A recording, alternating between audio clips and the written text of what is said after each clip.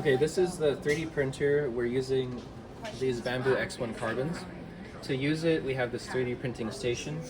There's a QR code on how to access the instructions if you ever need them. And this is the software that you use. So this is called Bambu Studio. Every time you open up the software, it starts with this blank plate. So you'll have to upload your file, like your 3D model file or a file that you find from the internet. It has to be an STL file. So for example, here, there's already a file that someone got.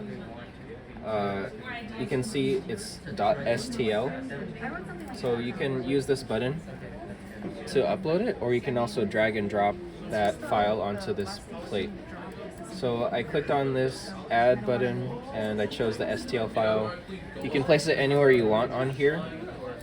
The main thing is trying to figure out how to scale it and orient it, and especially if you have multiple parts. So to navigate this, the left click is to rotate around. You can use the scroll wheel to zoom in and out. This shoe, for example, is going to print in a certain way. If it has stuff that's floating, in 3D printing, you'll need a support underneath. So you can see down here that this little part of the shoe is gonna float and there's nothing underneath it. What happens is you need a support. So like in this print, someone printed these coins. These are gonna be floating, so the software auto-generates these supports. This is like a tree support so that it comes up and supports it. If you don't, you end up with something like this, where it tries to print outside with nothing underneath, and it does this spaghettiing where there's like nothing underneath it. So think about how your print will kind of orient so that there's not a lot of overhangs like that. Click on your object and there's this thing called auto orient. You can click on that and it gives you the optimal way of printing it with the least number of supports. You can also use this button here called rotate. You can rotate it manually like this. The one that I recommend is lay on face. So you can choose what side of the shoe you want to lay flat. So if you click on that top part, it lays it upside down. It looks like this bottom flat part of the shoe is the best way. So on the left side is like all the settings for the filament. Right here we have the Bambu X1 Carbon chosen, which is our default printer. There's the filament type. This says PLA Basic, so that's okay. It might also be a generic PLA that also works for printing. This looks like it could be a multicolor print because there's like two colors, but I'm choosing, I'm going to undo that. I'll leave it as the generic PLA all throughout.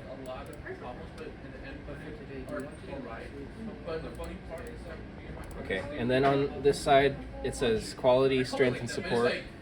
Quality is kind of like default, like the layer height, like how high the layer is each time you print.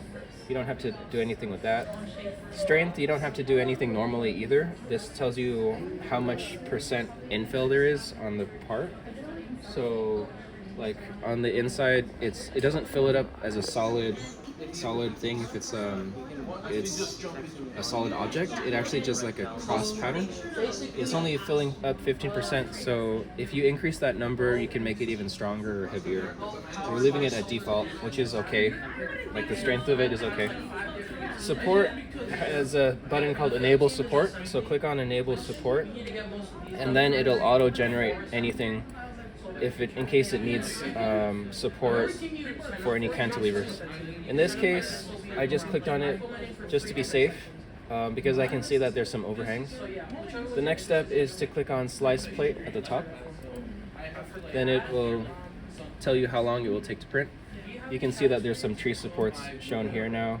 It says it'll take 28 minutes. Once you think this is okay, click on Print Plate. And you now have to choose a printer from the drop down. So we have our printers numbered from 1 through 8 over here.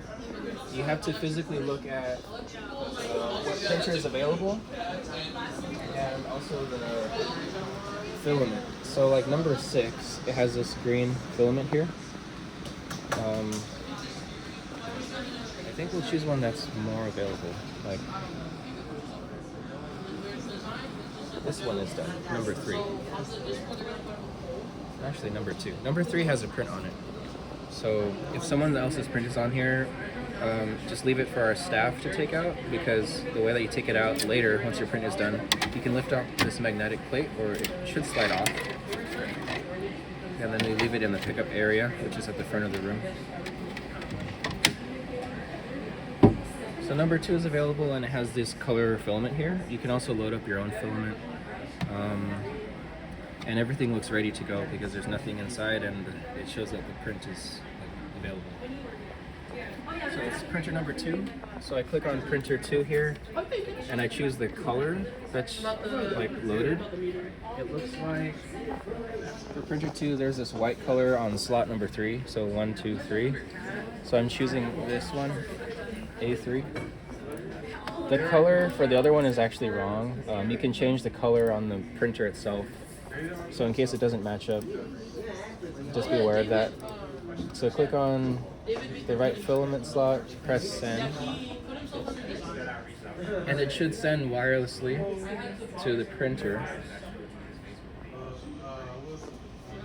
Then the progress shows up on the bottom. You can even see like there's a camera in the printer, so you can see the view live if you want. But now that it is sent, you can see the print on the screen too. And that should be it to start the print. So it's like preheating, and then it'll start printing later. Then once it's done, you can come pick it up.